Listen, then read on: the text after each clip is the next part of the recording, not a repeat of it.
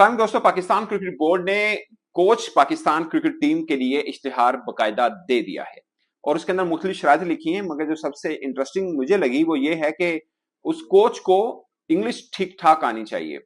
तो मैं ये सोच रहा था कि फिर पाकिस्तानी क्रिकेटर्स को समझने के लिए इंग्लिश आनी चाहिए। मतलब जो कंडीशन लिखी है कि इस कोच में ये खासियत होनी चाहिए, वहां पे इंग्लिश का भी है कि इंग्लिश फटाफट फटाफट टाइप आनी चाहिए। अच्छा, उसमें पाकिस्तानी और गैर मुल्की कोच के लिए दोनों के लिए इक्वल अपॉर्चुनिटी के, नहीं दोनों अप्लाई कर सकते हैं।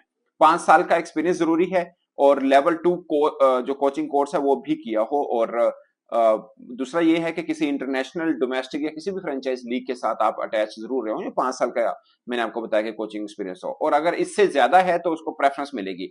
ऑफ कोर्स ये एक ऐड है जो कि पाकिस्तानी कानून के मुताबिक आपको कोई भी जॉब के अंदर रखना है तो आपको ऐड देना जरूरी होता है। ये जस्ट उसके लिए है। अदरवाइज पाकिस्तान की जिन जिन कोचेस के साथ मामला चल रहे हैं, बातचीत चल रही है, उन्हीं को ही फाइनलाइज किया जाएगा। और सुनने में जो मीडिया रिपोर्ट्स के मुताबिक के गैरी क्रिस्टन, गिलेस्पी के साथ मामला जो हैं वो करीब करीब पहुंच रहे हैं। और जो डेडलाइन दी है एप्लीकेशन देने की वो 15 अप्रैल है। याद रहे कि 18 अप्रैल को पाकिस्तान न्यूजीलैंड के बीच पहला T20 मैच खेला जाएगा, जो सीरीज है पाकिस्तान की।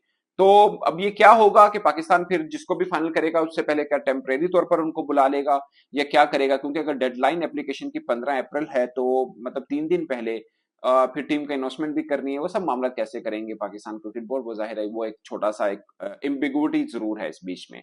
तो ये मामला है। दो पाकिस्तान में इशू चल रहे हैं और दोनों पर पाकिस्तान क्रिकेट बोर्ड जो है वो खामोश है।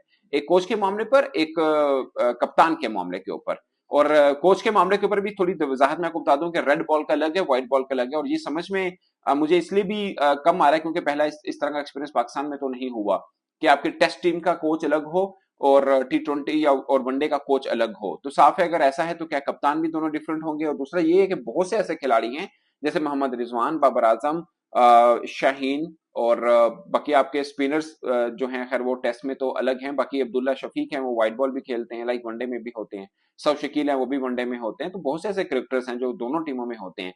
तो फिर एक कोच जो है जब जब रेड बॉल का आएगा वो उनको अपनी स्ट्रेटजी बताएगा, जो व्हाइट बॉल का आएगा वो अपनी बताएगा। तो थोड़ा सा खिचड़ी शायद ना बन जाए। आई डोंट नो कि पीसीबी का प्लान क्या है। ऑफ कोर्स अभी तो एड की सूरत में है कि बोला गया है कि व्हाइट बॉल का अलग कोच होगा, रेड बॉल का अलग होगा। जो खबरें आ रही हैं वो ये हैं कि बाजुकात ऐसा भी हो सकता है कि एक कोच बिजी हो तो दूसरा उसकी जगह पे आकर, या होगी तब भी दूसरे उसकी जगह पे आके थोड़ा मुआवन कोच के तौर पर काम कर सके। तो मुझे लगता है कि ये थोड़ा सा एक रहेगा कि एक टीम का हेड कोच और है, दूसरी टीम का और है। किस तरह से लेके मामले को चला जाएगा वो एक जरूर थोड़ा सा वो है, इम्बिगुइटी है। उसके ऊपर पाकिस्तान क्रिकेट बोर्ड जब प्रेस कॉन्फ्रेंस करेगा जाहिर है उस पर सवालात होंगे कि इस मामले को कैसे चलाया जाएगा कि एक कश्ती है उसके ड्राइवर दो बनेंगे, तो मतलब कैसे होगा ये सब चीजें। तो ये है दोस्तों पाकिस्तान की जो अब आज की जो अपडेट है कि ऐड दिया है पाकिस्तान क्रिकेट बोर्ड ने और ये मांगे उनसे की हैं। बाकी पाकिस्तान के अंदर माहौल ये बना हुआ है कि कप्तानी को लेकर पाकिस्तान क्रिकेट बोर्ड की तरफ से जो खामोशी है, क्योंकि अब तक जो चीजें चल रही हैं सब मीडिया है और सब मीडिया के अंदर चल रही हैं और सोर्सेज कोटेड हैं। बल्कि मैं एक बहुत बड़ी वेबसाइट पे खबर पढ़ रहा था, उसने कोई सोर्स कोड भी नहीं दिया, खाली एक आर्टिकल बनाकर खबर डाल दी कि ये कप्तान बन रहा है और वो हट रहा है। क्योंकि पाकिस्तान में अब दो राय बन चुकी हैं। एक ये बन चुका है कि बाबर को उस वक्त हटाया गलत था जब वो पाकिस्तान इंडिया में वर्ल्ड कप हारा था, मगर अब उसी तरह से शाहीन को भी गलत हटाया जाएगा अगर उसको हटाया जाता है तो। अगर उनको हटाया जाता है तो वो गलत हटाया जाएगा। और ये भी चल रहे हैं मामलात के हो सकता है कि व्हाइट बॉल रेड बॉल के अलग अलग कप्तान हो। फिर अब ये भी खबरें चल रही, पहले ये चली थी कि चेयरमैन पीसीबी मिले हैं बाबर आजम को, अब ये चल रहा है कि शायद सिलेक्शन कमेटी भी मिले बाबर आजम को। तो अगर ऐसा है तो चेयरमैन पहले मिले बाद में सिलेक्शन कमेटी मिली, ये मामला क्या है? और फैंस में थोड़ी हिचकिचाहट ये सामने आ रही, कंफ्यूजन ये पैदा हो रही है। फैन ये कह रहे हैं कि कौन कप्तान बन रहा है और खिलाड़ी इस माहौल में क्या फील कर रहे हैं, क्योंकि सबके सब खिलाड़ी ककोल में इकट्ठे ट्रेनिंग कर रहे हैं।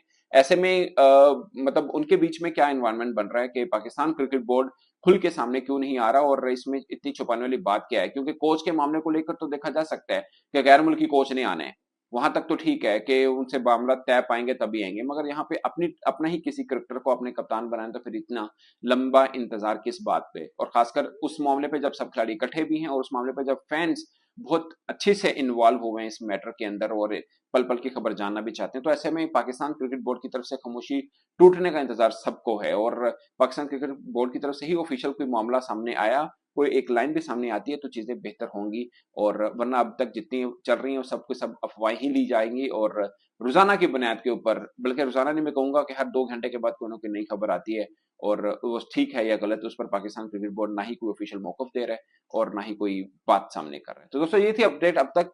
इस पर आपकी क्या राय, अपनी राय कमेंट के सूत्र में जरूर रहेगा। मैं जैसे अब तक के लिए इतना ही, इजाजत दीजिए। अल्लाह हाफिज।